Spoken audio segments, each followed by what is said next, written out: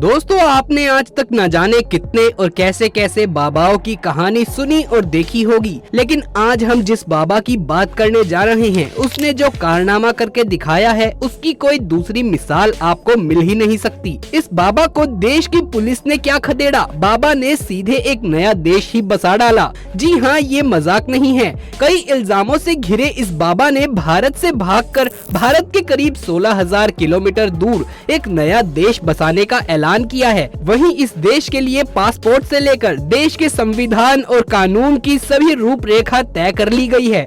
जहां पुलिस उसे हिंदुस्तान में ढूंढ रही है, वहीं वो किसी और दुनिया में अपना एक मुल्क बनाए बैठा है, जहां का वही स्वामी है, वही राष्ट्रपति है और ये ही भगवान है। दोस्तों, हम बात कर रहे हैं ए राजाशेखरन उर्फ स्वामी नित्यानंद जी महाराज की। इसने हिंदुस्तान में पुलिस और गिरफ्तारी के खौफ से अलग अपने लिए एक नई दुनिया बनाई है। उस दुनिया का नाम है कैलासा। ये कोई आश्रम या अड्डा नहीं, बल्कि अपने आप में पूरा का पूरा एक राष्ट्र है। दुनिया का इकलौता हिंदू राष्ट्र जिसका अपना पासपोर्ट है, अपना संविधान है, अपना प्रधानमंत्री है, अपना कैबिनेट है और अपनी सेना है। तो दोस्तों, आइए जानते हैं आज की इस वीडियो में इस अय्याश और ठरकी बाबा की नई दुनिया के बारे में, जहां ये अपनी रंगरलियों में लीन रहता है। दोस्तों, हिंदुस्तान के फरार अपराधी और इस राष्ट्र के स्वामी का दावा है कि दुनिया का कोई भी हिंदू यहाँ की नागरिकता पा सकता है। आपको बता दे, ये बाबा मशहूर तब हुआ जब इसका अपनी साध्वी के साथ एक वीडियो लीक हो गया,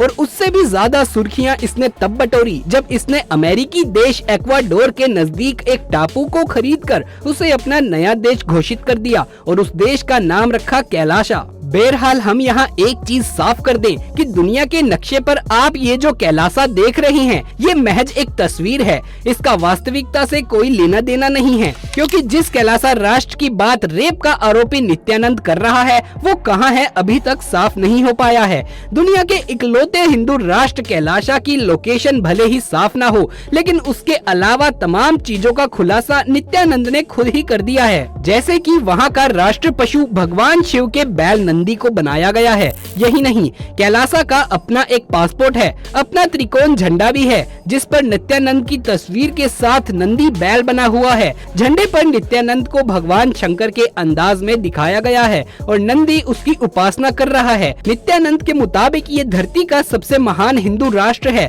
और ये दुनिया के उन तमाम हिंदुओं का स्वागत करता है जो यहाँ आना चाहते हैं, फिर चाहे वो किसी भी नस्ल, लिंग, संप्रदाय या जाति से ही क्यों ना हो, उन्हें यहाँ सुरक्षा मुहैया कराई जाएगी। जिस नित्यानंद पर साध्वी के यौन शोषण करने और मासूमों को बंदी बनाकर प्रताड़ित करने का आरोप है, वो हिंदुओं को एक ऐसा देश देने का दावा कर रहा है जहाँ शांति होगी और बिना किसी तरह के हिंसा और दखल अंदाजी के हिंदुओं को अपनी संस्कृति और कला का पालन करने का मौका मिलेगा। अब दोस्तों, सवाल ये है कि आखिर हिंदुओं के इस भगोड़े आरोपी ने अपना अलग देश क्यों बना लिया? छुप तो वो कहीं भी सकता था, फिर देश बनाने का क्या तुक है? इसके पीछे इस बाबा का मकसद क्या है, ये जानना भी जरूरी है। लेकिन फिलहाल जो जानकारी आ रही है उसके मुताबिक नित्यानंद का दावा है कि उसने सिर्फ सनातन धर्म की रक्षा के लिए ही नहीं, बल्कि दुनिया भर में प्रताड़ित हो रहे हिंदुओं को शरण देने के लिए कैलाश राष्ट्र बनाया है। यहाँ हिंदुओं की अपनी सरकार होगी, अपना कैबिनेट होगा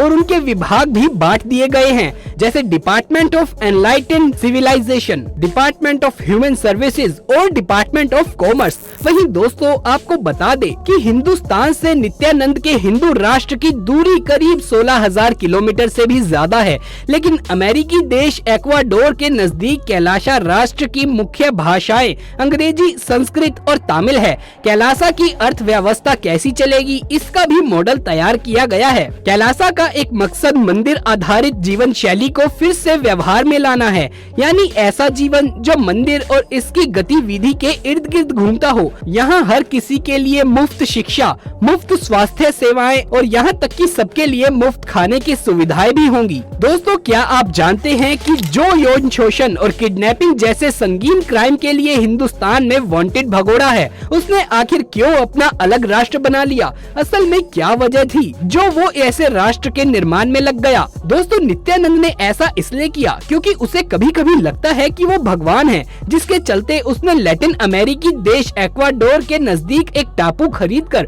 उसे अपना नया देश बना लिया है। हालांकि ये पहली बार नहीं है जब किसी ने टापू खरीदा हो, लेकिन अब अगर नित्यानंद की ये कोशिश कामयाब हो गई तो फिर देश से भागने वाले भगोड़ों को एक नया ठिकाना जरूर मिल जाएगा। दोस्तों, अगर भारत की पुलिस और एजेंसीज उसके पीछे ना पड़े तो भगवान बनने के लिए नित्यानंद को हिंदुस्तान से इतना दूर जाने की जरूरत नहीं थी। मगर लोगों की आस्था से खिलवाड़ कर पाखंड का इतना बड़ा साम्राज्य इस शख्स ने खड़ा कर दिया था। लेकिन इससे पहले कि इसे भी दूसरे देश के तमाम बाबाओं की तरह सलाखों के पीछे भेज दिया जाता, ये नेपाल के रास्ते कैलासा निकल गया।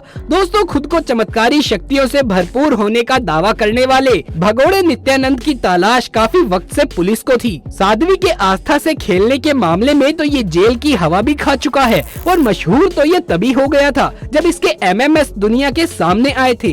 मगर ना जाने क्या बात है इस चेहरे में कि इसकी हकीकत जानने के बाद भी लोग इसके झांसे में आने लगे और फिर से इसने लोगों की आस्था से खेलना शुरू कर दिया। लेकिन दोबारा सुर्खियों में ये तब आया जब अहमदाबाद आश्रम में उसके ही एक भक्त ने उन पर अपने 4 बच्चों को बंधक बनाने का आरोप लगाया। लेकिन जब तक पुलिस इस तक पहुंचती तब तक ये रफू चक्कर हो चुका था। यही नहीं, बलात्कार के एक मामले में कर्नाटक पुलिस भी इसको तलाश रही है। सबको लगा नित्यानंद का खेल अब खत्म हो जाएगा और अब उसका जेल में जाना तय है, लेकिन अचानक से वो गायब हो गया। वो अपराधी जिसे जेल में होना चाहिए था वो 7 समुंदर पार भगवान बना बैठा है और वहीं से धर्म के नाम पर लोगों की आस्था से खेल रहा है। और वो भी छोटा मोटा खेल नहीं बल्कि इंटरनेशनल खेल खेलने की कोशिश कर रहा है। खुद को शिव का अवतार बताने वाला ये शख्स कोई चमत्कारी नहीं बल्कि एक ढोंगी है। ये अपराधी है और सिर्फ एक भगोड़ा है जो कानून के शिकंजे से बचने के लिए देश छोड़कर फरार हो गया है और अब कैलाशा राष्ट्र का निर्माण करने का दावा कर रहा है। दोस्तों, ऐसा इसलिए क्योंकि अब भारत में नित्यानंद की पोल खुल चुकी थी। वो जानता था कि अब बहुत ज्यादा वक्त तक वो कानून के शिकंजे से बच नहीं पाएगा, इसीलिए उसने विदेश में इस नए देश को बनाने का काम शुरू कर दिया था। नित्यानंद का अगला टारगेट अब वो विदेशी लोग हैं जिन्हें वो हिंदू धर्म, संस्कृति, योग और मेडिटेशन के जरिए शांति देने का दावा कर ठगने की कोशिश कर रहा है।